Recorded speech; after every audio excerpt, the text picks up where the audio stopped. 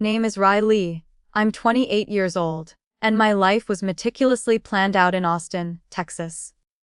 I never thought I'd wake up in a sterile, stark, white hospital room. My legs were imprisoned in metal braces, and the only sound breaking the brutal silence was the rhythmic, indifferent beep of a heart monitor. But the physical agony, the shattered bones, the deep incision across my abdomen, none of it compared to the breezy, carefree tone of my mother's voice in a voicemail. "Hi, sweetheart. It's Mom. Your dad and I are already at the airport. We're about to board our flight to Florence with Connor. The doctor mentioned you'd be in the hospital for a while, so we figured there's not much we can do from here. Please don't call us while we're in Europe. The roaming fees are just outrageous. Get well soon. Oh, and thanks for the credit card. Used it to book the tickets." Xiao. I let the phone drop onto the thin hospital sheets, my hands trembling. It wasn't from a fever or post-surgical pain. It was the visceral shock of my heart being utterly crushed. Just 2 days earlier, car was T-boned by a pickup truck that blew through a red light. I was driving home from a late shift. I have no memory of the impact itself, no recollection of the blood or the wail of sirens. First conscious memory was the blinding glare of operating room lights and the icy cold of an oxygen mask being pressed firmly over my face. I was unconscious for nearly 3 agonizing days. When I finally woke up, my entire body felt like a shattered vase, barely held together. My legs were stabilized by titanium rods that felt like railroad tracks beneath my skin. My lungs burned with every breath, a painful reminder of the fluid buildup. The doctor explained I'd need at least 4 months before I could even think about walking again, followed by countless sessions of grueling physical therapy. My first question to the nurse was, "Where are my parents?" She hesitated, her eyes filled with a pity I didn't understand yet. "They came by while you were still unconscious.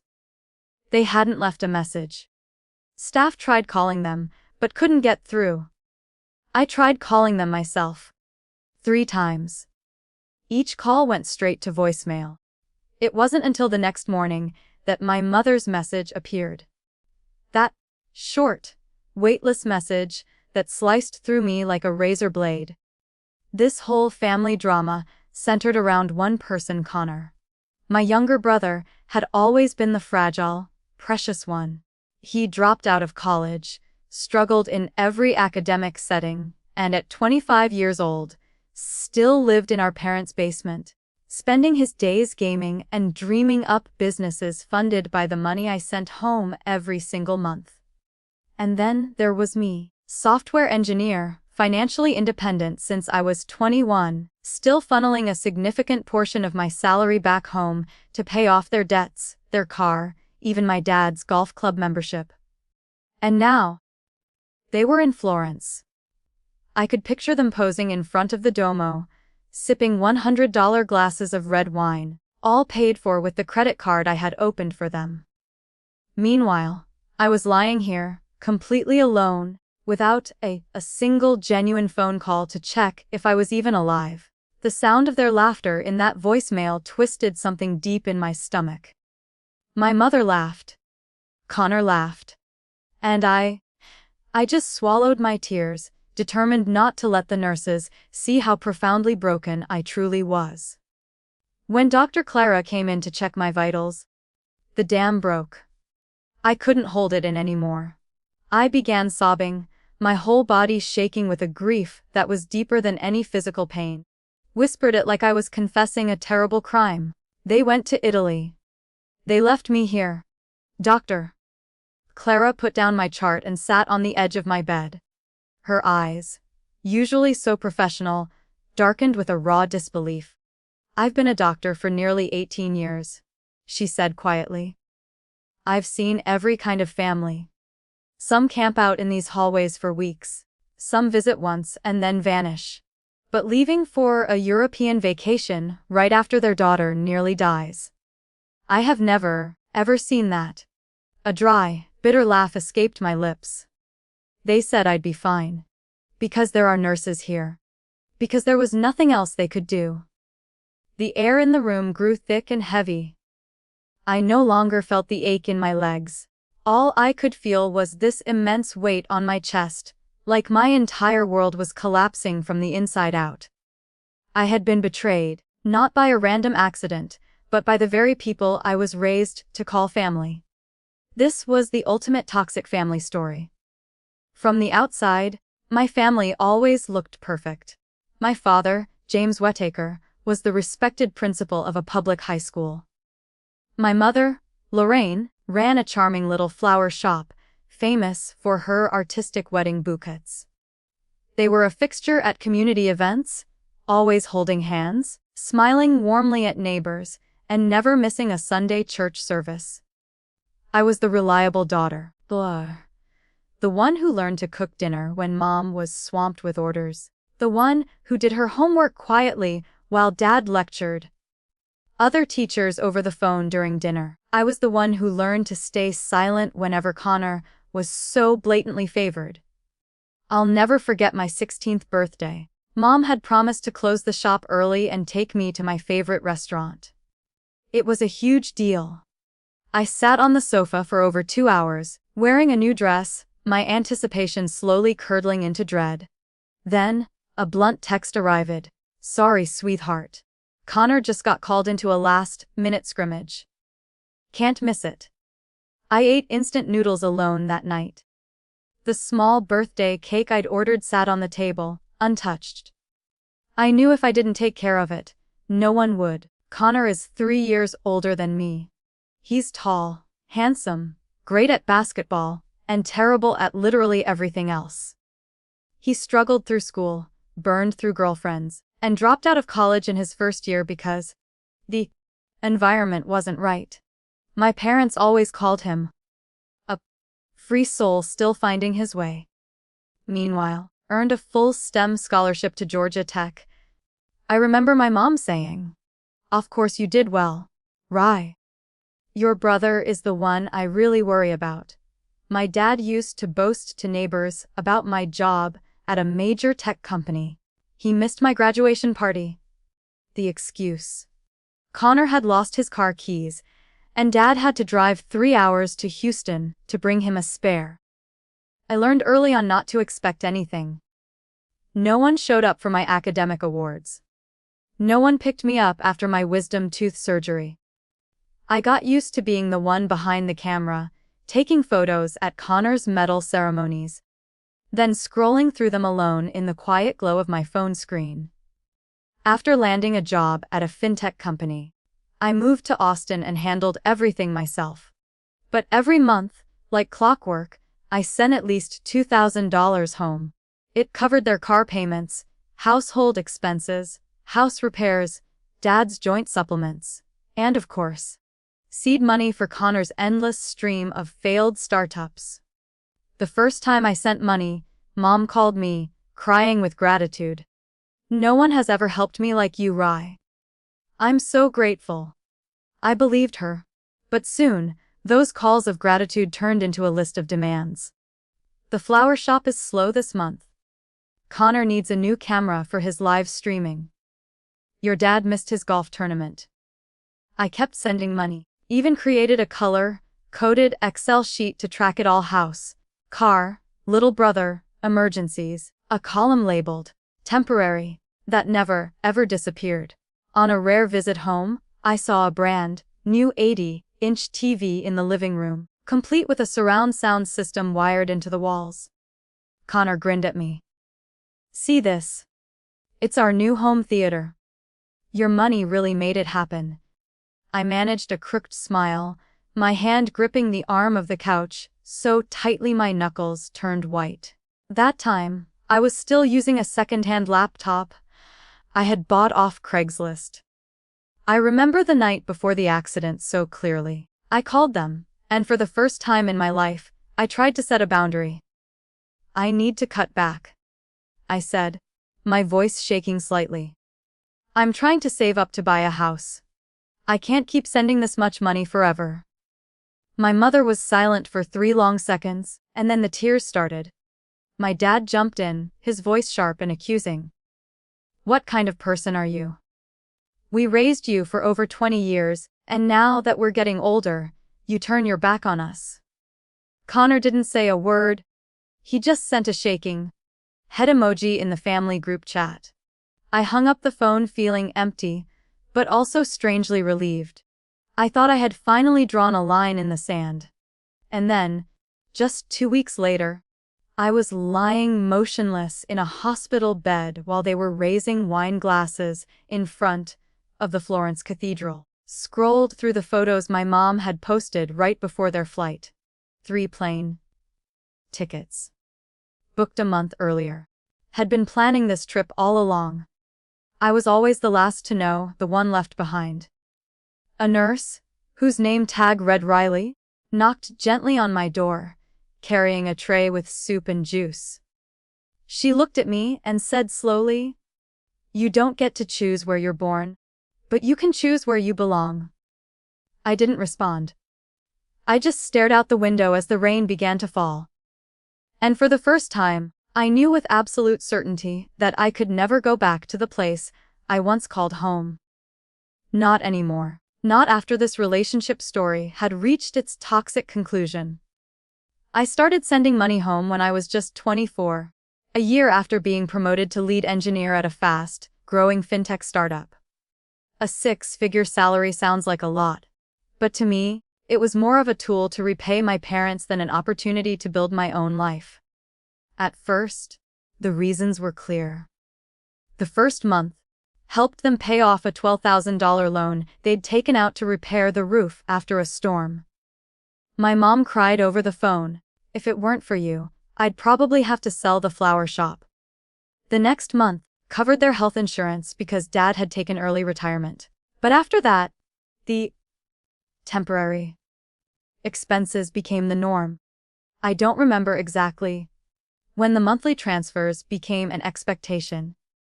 It might have been when the air conditioner broke, or when Connor decided he wanted to start a handmade candle business on TikTok and needed money for supplies. I opened a separate account and set up an automatic transfer. $3,000 for my parents, $1,500 for Connor, plus another $200 for unexpected costs. When there were no unexpected costs, they still spent it all. 1 month, I got a credit card bill with a huge charge from a car dealership. They had put a down payment on a brand new pearl white SUV, which my mom called a reward for years of hard work. I don't recall agreeing to that reward, but Mom said, "You don't need a new car, you live in the city. We need a safe vehicle." I didn't know how to respond, other than paying off the remaining $12,000 to avoid losing the deposit. Connor was still bouncing between business ideas that never produced a single dollar of profit. When I asked about a $2,000 investment I had sent him, he just shrugged. "Are you investing, or are you auditing me? It's a startup. You lose money at first." Once, I called Mom to ask why the expenses had jumped by nearly $2,000. She said, "Your dad accidentally signed up for a premium golf membership. They won't let him cancel. But he deserves it, sweetie. Life is short, he has so few joys." That line, "Your dad deserves it," was repeated every time I questioned an expense. When they installed a backyard pool, when they upgraded the sound system, when Connor upgraded his gaming PC, calling it a work tool, I kept a spreadsheet. $1,500 monthly for house bills, $1,000 for the car, $2,500 for general living expenses, $500 for Connor's marketing course, and countless other charges. The monthly totals often exceeded $8,000.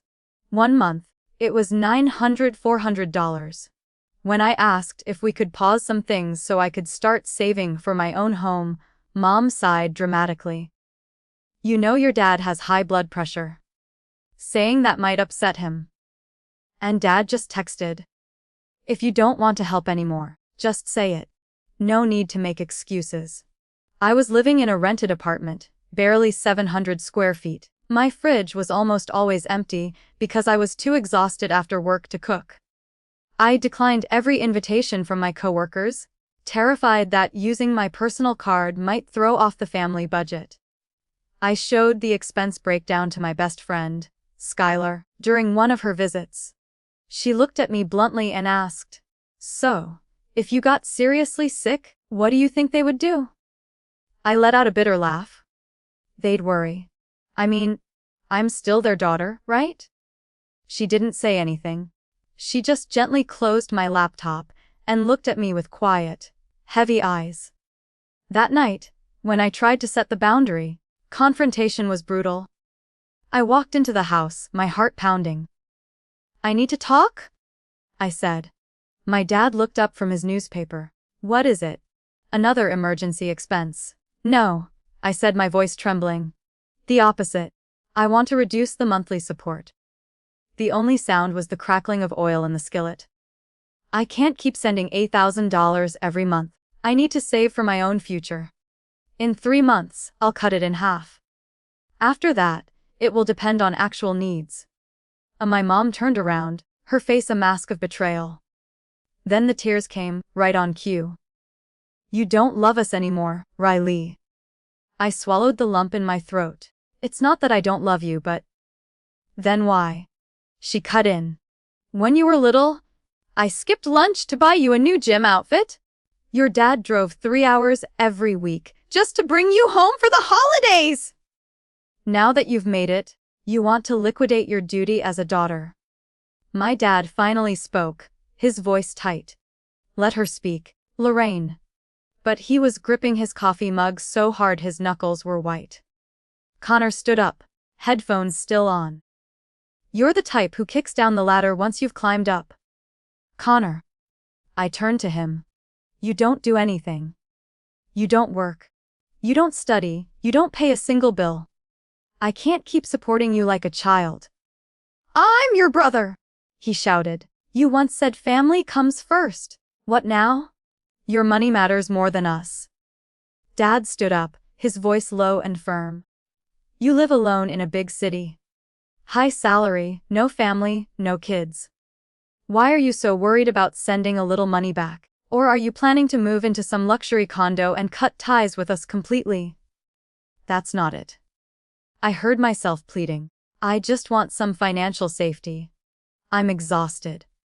My mom collapsed into a chair, her face in her hands, her voice choked. "You're this family's only hope, Riley. If you abandon us now, it's like pushing me into a pit." Dad just shook his head, his voice bitter. "Fine. No pressure. Cut it all off. Keep your money and build your dream castle. It doesn't matter how your mom survives." Connor slammed his door, yelling, "When you need us, don't call." I stood frozen in the living room. No one had asked why I was so tired, why I worked so late, or why I skipped vacations. There were only accusations, as if I were the traitor for wanting to keep a small piece of what I had earned. I turned and left. As I closed my car door, I saw my mom through the window. She was wiping her face. Then she quietly picked up her phone. I couldn't tell if she was texting someone or checking my account balance one last time. My phone buzzed. A message from Mom. "I'm sorry if I hurt you. But if you think money can buy peace, then you don't understand family at all." I placed the phone on the passenger seat and didn't look at it again.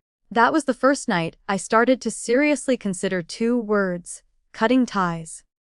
On Wednesday afternoon, 5 days after the accident, mind was finally clear. Clear enough to understand that I was alone, while my family was living it up in Europe. I unlocked my phone and opened my banking app. My hand trembled as I typed in the password. Every transaction made while I was unconscious was listed there, a series of slaps to the face.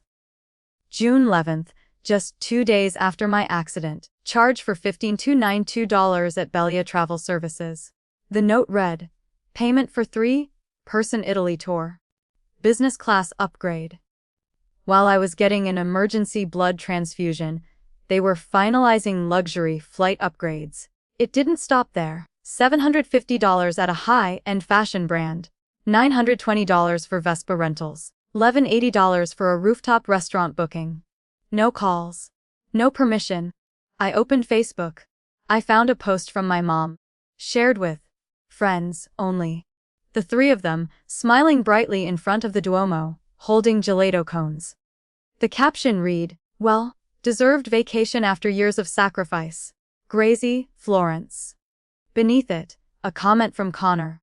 "Thanks to the Bank of Riley for funding our soul healing journey." Followed by a laughing emoji. I bit my lip so hard I tasted blood. This was the most satisfying revenge they could imagine, and I was funding it. I kept scrolling. A post from 3 weeks ago in the family group chat. "What, take her home update Florence, here we come. As long as Riley doesn't cut off this month's allowance, we're covered." A farewell summer gift. They had planned this all along. My desire to reduce my financial support wasn't just an inconvenience, it was a threat to their dream vacation. Nurse Riley entered the room. She paused when she saw my pale face. "Riley, what's wrong?" I didn't answer. I just held up my phone and showed her a photo of my mom trying on Gucci sunglasses, with the caption, "Italian summer shades. Worth every penny of my daughter's." Riley exhaled slowly and set the tray down. She sat on the edge of my bed. "They used your money," she stated, not as a question. I nodded, my voice a whisper.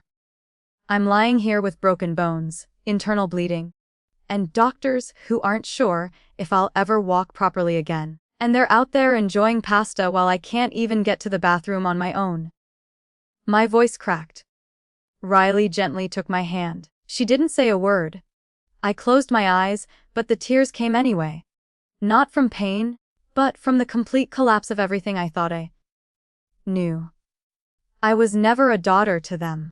I was just their most reliable financial resource. I thought I would spend the next few weeks in silence and solitude. But strangely, the void my family left behind became a space for others to step into. Nurse Riley was the first. She didn't just ask if I was okay. She genuinely wanted to know. "Emotional wounds linger longer than physical ones," she said once, while changing my bandages. "And you, Riley, are hurting in both places." She started bringing me small things, a cup of homemade tea, a book from her father's shelf. Then there was Dr. Martinez, who started stopping by even when she wasn't on rotation, bringing homemade corn cakes.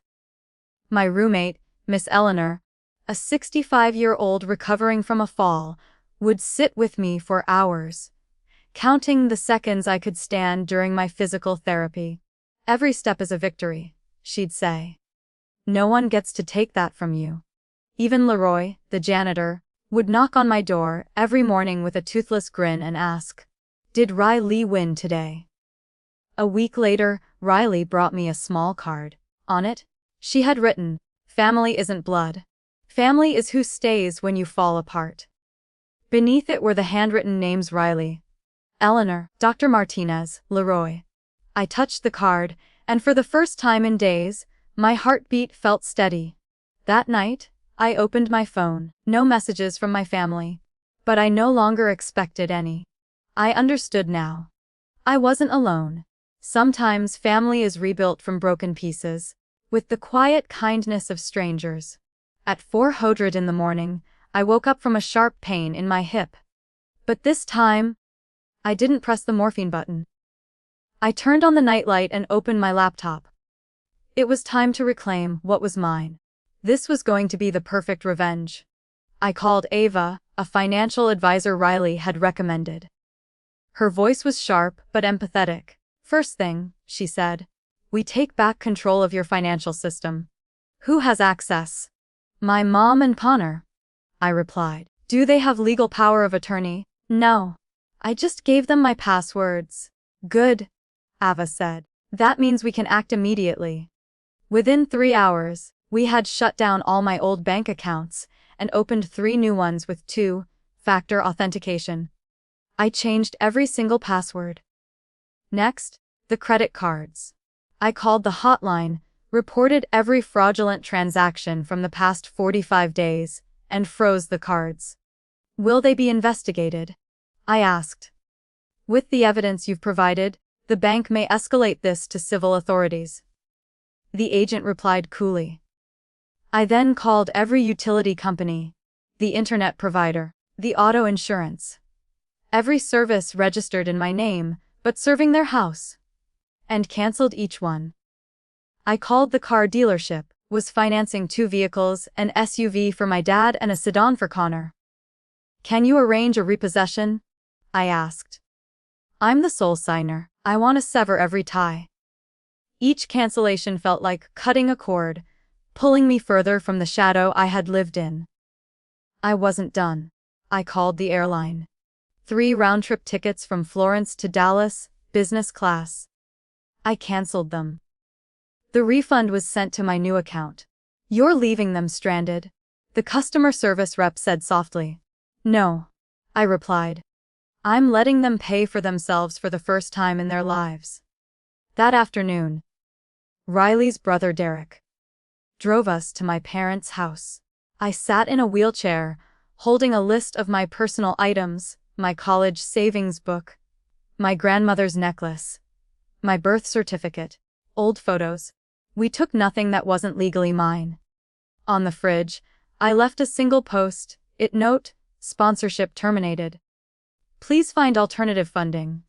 We left just as the sky turned dark. This wasn't about vengeance, it was about clarity. 200 in the morning, my phone rang. Mom's cell. I let it ring. Then the messages flooded in. First, anger. You think this is funny? We're stranded at the airport with declined cards. Then threats. Well, sue you. I'll never forgive you. And finally, the emotional manipulation I knew so well. Mom's blood pressure spiked because of you. Connor has nowhere to stay. I moved them all to a separate folder and didn't reply. 3 days later, they showed up at the hospital. Parents' faces were flushed with fury. Connor was still sunburned. Do you even realize what you've done? My mother began. Abandoning your family, humiliating us. I looked straight at her, my voice calm. No, I just took back what was mine. Dad slammed his hand against the window. You're acting like a stranger! This is not how family behaves. It's different, I said. You still have a home. Just not one I'm paying for anymore. Connor jumped in. You ruined everything. You took the car. You want me to walk. You're 25, Connor? I said. You can work. You can buy your own car. Don't owe you a sandwich, let alone a sedan. Mom started to cry. I don't understand. I love you, Riley. How can you do this to us? I picked up an envelope I had prepared. These are the terms if you still want to be in my life. Dad ripped it open. 3 items, no financial support in any form. Contact only with prior consent. If boundaries are violated, contact ends completely. Is this a contract? He sneered. It's a boundary, I replied. Mom crumpled the paper. I won't sign this. You're no daughter of mine. They slammed the door so hard the vase on the table shook. I sighed, not from pain, but from relief. Riley sat beside me, holding my hand. You okay? She asked. I nodded. They don't control anything anymore. For the first time in my life, I get to choose. 3 weeks later, I was discharged. Riley picked me up. I moved into Eleanor's apartment. Every morning, Riley drove me to physical therapy. Every night, I read by the window, slowly learning to live for myself. One evening, Riley asked, if you could go back, would you change anything? I shook my head. No. Because if none of it happened, I wouldn't know what home really means. She smiled. Then welcome home. This story of retaliation is a powerful reminder that love is not unconditional sacrifice.